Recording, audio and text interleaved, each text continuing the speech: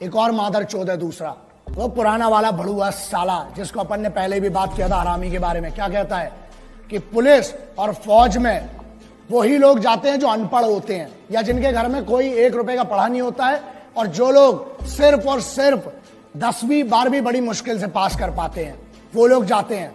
सुन, अब तेरे को बताता हूं, अबे चूतिए मादर चौथ, तेरे को पता भी है फौजी होता कौन है? भारत का राष्ट्रपति, भारत का राष्ट्रपति भवन, हर राज्य का मुख्यमंत्री भवन, हर राज्य का सांसद, पार्षद, विधायक, हर राज्य का डेमोक्रेटिक जितना भी बड़ा आदमी हो, हर राज्य का संविधान मतलब सुप्रीम कोर्ट हो चाहे हाई कोर्ट हो, उसकी सुरक्षा में हर चौक पे खड़ा हुआ एक पुलिस का सिपाही, हर बड़े एस्टेब्लिशमेंट के सामने संतरी बन के खड़ा हुआ एक सिपाही। अबे तेरी औकात नहीं बहन चोत की तू उनके बराबर का बन सके। वो इस देश को चलाते हैं।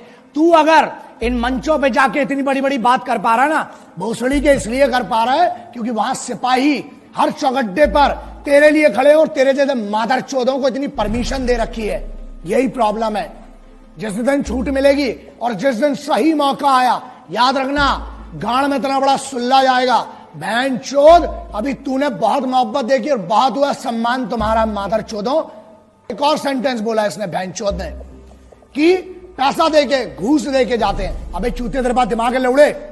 बहुत एक्सट्रीम इनसेंसिबिलिटी की, शुद्ध भाषा में चूतियापा बोलते हैं ना जिसको, वो ये इन जैसे बहुत बड़े बड़े होशियारों ने जो बड़े बड़े यूनिवर्सिटीज में पढ़ रहे हैं उनका कहना ये है कि फौज में पैसा देके जाते हैं और सोते हैं और राशन खराब करते हैं, राशन खाते हैं फ्री का, है ना।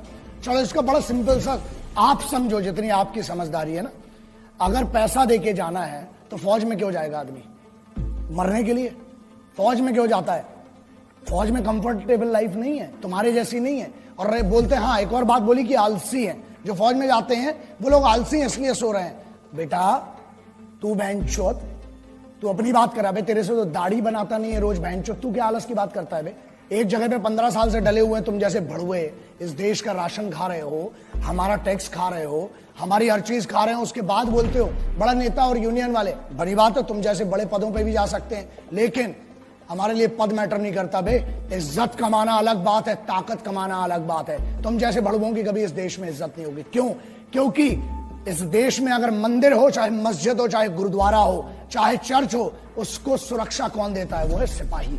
बाहर से जो पाकिस्तान की तरफ से आ रहे हैं वो दुश्मन है, उनसे लड़ना बहुत सरल है। तुम लोग साले जो अंदर गदर मचा के रखिए ना, उसके लिए एकाध न एक दिन बहुत गलत होगा। मैं बहुत कोशिश कर रहा हूं, प्रयास कर रहा हूं कि बचा रहूं, गुस्से में ना आऊं, लेकिन अब लगता है कि अब कुछ ना कुछ, और जिस दिन होगा उस दिन पब्लिकली और बहुत गंदा होगा तुम्हारे साथ। क्यों फौज में जाता है? अबे वो बच्चा जिसको एक गरीब घर से आके पुलिस में या फौज में जाना पड़ता है ना, 3 बजे रात को उठता है वो बच्चा। जब बेंचो तुम लोग पार्टी कर रहे होते हो ना वहां पर अपने कॉलेजेस में, यूनिवर्सिटीज में और अपने बड़े बड़े भवनों के अंदर, बड़ी बड़ी मेस में जब तुम पार्टी करते हो बेंचो दो, अबे तुमको पता भी है सिपाही होता क्या है? क्योंकि सुनो प्रॉब्लम यह है हमारे देश में, ना एक नेता का लौंडा आज तक सिपाही बना, ना आज तक ये भोसड़ी के जो यूनियन में बैठे हैं कोई अमीर का लौंडा आज तक सिपाही नहीं बना। कहां गए वो मादरचोद बड़े बड़े अमीर? अबे भोसड़ी के खेल के लिए समय देने वालों को, मैच जीतने वालों को क्या मिलता है? इनाम मिलता है ना। और वहां जो जान अपनी बॉर्डर पे लगाते हैं, -60-50 में वहां लड़ रहा है आदमी, घूस देके गया। चल माना बहनचोद तेरी बात, चल घूस देके गया बहनचोद, तू दे देना मादरचोद, है गांड में दम तेरी, तू जा घूस देके बहनचोद उधर पे, एक दिन की नौकरी कर मादरचोद। अबे आर्मी की और कमांडोज की छोड़, स्पेशल फोर्सेस की बहनचोद, एक दिन मैं देता हूं चैलेंज, अबे तेरी पूरी जिंदगी की पेमेंट दूंगा इन बड़वे मादरचोद गद्दारों की।